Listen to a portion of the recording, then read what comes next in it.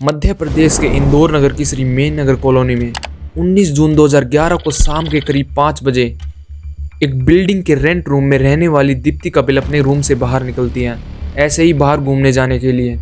लेकिन जब वो देशपांडे फैमिली के रूम से होकर गुजरती है तो वो देखती है कि उनके रूम का डोर हैंडल खून से सना हुआ है और वहाँ फर्श पर भी खून फैला हुआ है और पूरे फ्लोर पर खून की बदबू हो रखी है। ये देखकर दीप्ति सहम जाती है और तभी वहाँ के मालिक विशाल पांडे को वहाँ पर बुला लेती है। अमेजिंगली कमरा बाहर से बंद था, जिसके बाद विशाल पांडे दरवाजा खटखटाते हैं, लेकिन जब कोई भी जवाब नहीं देता है तब वो पीछे की खिड़की से जाकर झांकते हैं और वो वहाँ पर कुछ ऐसा देखते हैं कि उनकी चीख निकल पड़ती है। उस रूम में 3 लाशें खून में धसी पड़ी थी,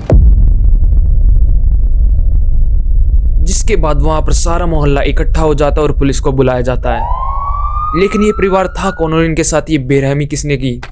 निरंजन देशपांडे ये एक बैंक एम्प्लॉय थे और अच्छा खासा कमाते थे, लेकिन इनको कई महीनों तक अपनी फैमिली से दूर रहना पड़ता था और इनकी फैमिली अभी अभी यहाँ पर शिफ्ट हुई थी। निरंजन की फैमिली में थी बेटी अश्लेषा, पत्नी मेघा और सास रोहिणी, और इन्हीं 3 फीमेल्स का 19 जून 2011 को मर्डर हुआ था। खैर, जब पुलिस टीम देशपांडे फैमिली के रूम में जाती है तो उन्हें एक खतरनाक मंजर देखने को मिलता है। घर का सारा सामान बिखरा पड़ा था, अलमारियां, तिजोरियां सब कुछ खुली पड़ी थी और ऐसी कोई भी दीवार नहीं थी जिस पर खून की छींटें न लगी हों। खैर, पुलिस तुरंत ही इन्वेस्टिगेशन शुरू कर देती है और फोरेंसिक टीम को भी वहां पर बुला लेती है और पुलिस को वहां पर 2 बुलेट सेल्स मिलते हैं, मतलब कि वहां पर 2 गोलियां चली थी और तीनों महिलाओं को बुरी तरह से चीरा गया था। उनके शरीर पर दर्जनों चीरों के निशान थे। खैर, थोड़ी देर बाद वहां पर निरंजन देशपांडे आ जाता और वो बुरी तरह से रोने लगता है। लेकिन काफी देर बाद जब वो शांत हो जाता तो वो क्या देखता कि घर में कई चीजें गायब थी। गायब चीजों में शामिल थे उसकी पत्नी मेघा के कंगन, मंगलसूत्र, उसकी सास रोहिणी के कंगन और बेटी अश्लेषा का फोन, कैमरा, ATM कार्ड्स।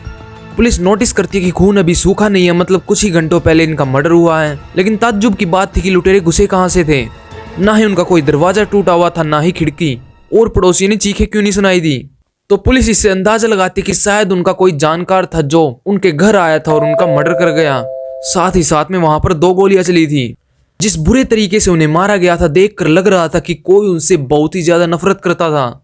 और कुछ ही दिनों में ये खबर पूरे MP में आग की तरह फैल जाती है और पब्लिक में हड़कंप मच जाता है कि दिन दहाड़े देशपांडे फैमिली के 3 मेंबर्स को मार दिया जाता और कोई सुराग भी हाथ नहीं है। खैर, जब तीनों बॉडीज की पोस्टमार्टम रिपोर्ट आती है तो पता लगता है कि अश्लेषा और रोहिणी को तो किसी तेज धारदार हथियार से उन पर मल्टीपल अटैक करके उन्हें तड़पा कर मारा गया है और मेघा के सिर में गोली मिलती है, मतलब कि उसकी सिर में गोली लगने की वजह से मौत हुई थी।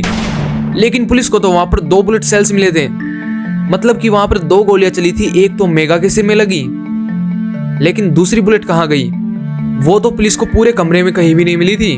खैर, पुलिस अपनी इन्वेस्टिगेशन चालू रखती है और वहां के सभी आसपास के CCTVs को चेक करती है कि कोई सुराग हाथ लग जाए। साथ ही साथ में पुलिस निरंजन को भी अपने शक के घेरे में रखती है कि कहीं निरंजन ने ही तो अपनी फैमिली की हत्या नहीं कर दी। निरंजन बताता है कि वो इस इंसिडेंट के दिन दूसरी सिटी में अपनी बैंक ड्यूटी पर था और पुलिस उसकी लोकेशन डिटेल्स को चेक करती है तो वो सही कह रहा था। खैर, साथ ही साथ में कुछ ऐसा भी हो सकता था कि उनकी किसी के साथ कोई पुरानी दुश्मनी हो जिसका बदला उन्होंने अब ले लिया था। इसीलिए पुलिस मेघा और अश्लेषा के फ्रेंड से बातचीत भी करती है, लेकिन तब भी कुछ ऐसा सस्पिशियस मामला सामने नहीं आता है। और इसी बीच उनके पास फोरेंसिक रिपोर्ट्स आती है जो कि उन्हें बताती है कि क्राइम साइट पर 4 ब्लड ग्रुप थे, जिनमें 3 तो विक्टिम्स के थे, लेकिन चौथा किसका था? इससे ये अंदाजा लगाया जाता है कि शायद वो दूसरी गोली दोषी को या उसके साथी को लग गई थी, इसलिए उसका खून भी बह रहा था और इसीलिए वहां पर चौथा ब्लड ग्रुप मिला। अब पुलिस अपने मुखबरों को अलर्ट कर देते कि अगर उन्हें कोई हॉस्पिटल में कोई ऐसा मरीज मिले जिसे गोली लगी और वो अपना ट्रीटमेंट करवा रहा हो तो पुलिस को तुरंत खबर दे। और इसी दौरान पुलिस के पास सभी देशपांडे फैमिली मेंबर्स की कॉल डिटेल्स आ जाती है और पुलिस उन्हें एनालाइज करने लग जाती है कि उन्हें कोई लीड मिल जाए। उन्हें सब कुछ नॉर्मल लग रहा था सिवाय मेघा के कॉल डिटेल्स के। उसमें 1-2 हफ्ते से एक नंबर से कई कॉल आ रही थी, लेकिन ये नंबर था किसका? पुलिस जब इस नंबर को ट्रैक करती है तो वो पहुंचती है एक बूढ़े आदमी के पास, देवेंद्र नागर, जो कि एक मिडिल क्लास वैन ड्राइवर थे। कहीं यही तो कातिल नहीं? देवेंद्र से जब पुलिस पूछताछ करती है तो वो बताते कि वो तो किसी मेघा देशपांडे को जानते ही नहीं है और उन्होंने कभी किसी मेघा देशपांडे को कॉल नहीं किया। लेकिन देवेंद्र नागर बताते हैं कि 1-2 हफ्ते से उनकी बेटी नेहा वर्मा उनके मोबाइल फोन से कॉल कर रही थी। अब पुलिस की शक की सुई घूम जाती है नेहा पर। आखिर कौन थी ये नेहा वर्मा और क्या उसने एक पूरी फैमिली को मार डाला? पुलिस देवेंद्र जी से नेहा वर्मा के फोटोज ले लेते हैं और उन्हें सारे पुलिस थानों में सर्कुलेट कर देते हैं। और इसी दौरान पुलिस के पास एक खबर भी आती है। दरअसल एक मुखबर को एक आदमी का पता लगा था जो कि क्राइम साइट के 3 किलोमीटर के दायरे में ही एक हॉस्पिटल में एडमिट था और उसको गोली लगी थी। आदमी का नाम था राहुल चौधरी। लेकिन इससे पहले कि पुलिस उस आदमी से पूछताछ कर पाती, उन्हें यह पता लगता है कि जब उनकी एक टीम पेट्रोलिंग टाइम पर पेट्रोलिंग कर रही थी तब उन्हें एटीएम के पास एक लड़की पर शक होता है, क्योंकि वो अपना चेहरा छिपा कर चल रही थी। और जब मौका मिलने पर पुलिस उसका चेहरा देख लेती है तो ये कंफर्म हो जाता है कि वो नेहा वर्मा ही है और उसे वहीं से धर लिया जाता है। साथ ही में नेहा वर्मा से अश्लेषा के एटीएम कार्ड भी बरामद होते हैं। और तो और ये सामने आता है कि हॉस्पिटल वाला वो आदमी राहुल चौधरी नेहा वर्मा का ही बॉयफ्रेंड है और राहुल चौधरी के पास से कंगन बरामद होते हैं, जिसके बाद वो सारी कहानी बताते हैं। दरअसल देश पांडे फैमिली का मर्डर नेहा वर्मा और उसके बॉयफ्रेंड राहुल चौधरी और उसके फ्रेंड मनोज ने किया था। लेकिन वो उन्हें जानते कैसे थे? दरअसल नेहा वर्मा एक मिडिल क्लास फैमिली से बिलोंग करती थी और एक ब्यूटी पार्लर में काम करती थी। उसके पापा एक वैन चालक थे। लेकिन नेहा वर्मा अपनी गरीबी से खुश नहीं थी। वो जिंदगी में कुछ बड़ा करना चाहती थी। वो बहुत सारा पैसा कमाना चाहती थी। खैर वो एक दिन पास ही के मॉल में घूमने गई हुई थी, जहां पर मेघा देशपांडे भी घूमने आई हुई थी। अब मेघा देशपांडे एक ऐसी लेडी थी कि उनके पास पैसा तो बहुत था और ऊपर से मेघा देशपांडे MLM में थी, मल्टी लेवल मार्केटिंग में, और उसका काम भी ब्यूटी प्रोडक्ट से रिलेटेड था। जब भी मेघा देशपांडे बाहर जाती थी तब वो बड़ा सज सवर के और सारे गहने पहन कर ही जाती थी, और इस दिन भी उन्होंने सारे गहने पहने हुए थे। तब नेहा वर्मा की नजर पड़ती है मेघा देशपांडे पर और वो सोचती है कितनी अमीर होगी है। तब उसके दिमाग में एक आइडिया आता है कि क्यों न एक अमीर दोस्त बनाया जाए।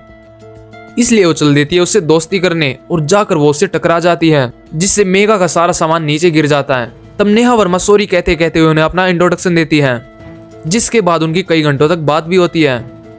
दोनों का काम ब्यूटी प्रोडक्ट से रिलेटेड था, इसलिए उनकी अच्छी जम रही थी। और नेहा मेघा देशपांडे को कहती है कि मुझे भी अपने साथ नौकरी दिलवा दीजिए, जिसके बाद वे दोनों नंबर एक्सचेंज कर लेते हैं और फिर कई दिनों तक लगातार बातें करते हैं। खैर नेहा वर्मा का बॉयफ्रेंड राहुल चौधरी भी ऐसा ही बंदा था।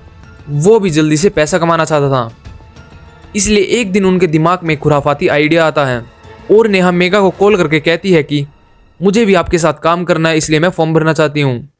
और अगले दिन मेघा देशपांडे उसे अपने घर पर आने को कह देती है। अब ये तारीख थी 19 जून 2011 के करीब 3 बजे। नेहा वर्मा देशपांडे फैमिली के घर पर जाती है। वे इतने अच्छे दोस्त बन चुके थे कि नेहा वर्मा ये तक जानती थी कि निरंजन देशपांडे कहीं दूर काम करते हैं और कभी कभार ही घर आते हैं। इसलिए हर दिन की तरह आज भी घर पर बस मेघा, अश्लेषा और रोहिणी थे। मेघा देशपांडे नेहा वर्मा को फॉर्म फिल करने के लिए दे देती है, जिसके थोड़ी ही देर बाद नेहा वर्मा कहती है कि मुझे अपने दोस्त को कॉल करना पड़ेगा ताकि वो इसे फिल करने में मेरी हेल्प कर सके। और मेघा देशपांडे भी कह देती है कि कर लो। और नेहा वर्मा राहुल चौधरी को कॉल कर देती है, जिसके कुछ ही मिनटों बाद घर से थोड़ी दूरी पर खड़े राहुल और मनोज घर के अंदर घुस जाते हैं। और अंदर घुसते ही राहुल मेघा के सिर में गोली मार देता है, जिससे मेघा की ऑन द स्पॉट डेथ हो जाती है। लेकिन जब वो अश्लेषा पर गोली तानता है तो गोली अटक जाती है और उसको ठीक करने की गड़बड़ी में राहुल को खुद टांग पर गोली लग जाती है। लेकिन इसी बीच मनोज चक्कू से अश्लेषा और रोहिणी को चीर देता है और वे दोनों बुरी तरह से तड़प तड़प कर मर जाते हैं, जिसके बाद वो तीनों उनके घर में चोरी करके भाग जाते हैं। लेकिन अब सभी कीमती चीजों को बरामद किया जा चुका था सिवाय उन 3 जानों के।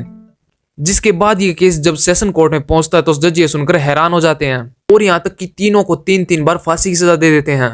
मतलब कितना घिनौना क्राइम था इसीलिए। जिसके बाद ये हाई कोर्ट में जाता है तो वो भी उन्हें तीनों को फांसी दे देते हैं। न्यायाधीश महोदय श्री D.N. मिश्र ने आरोपियों को दोषी मानते हुए तीनों को मृत्युदंड की सजा सुनाई है। लेकिन जब ये केस सुप्रीम कोर्ट में जाता है तब वहां पर बहस होती है और ये फैसला निकल कर आता है कि अभी तीनों की उम्र कम है और इनकी कोई क्राइम हिस्ट्री भी नहीं थी, इसलिए इन्हें सिर्फ 25 साल तक कैद होनी चाहिए। इंटरेस्टिंग।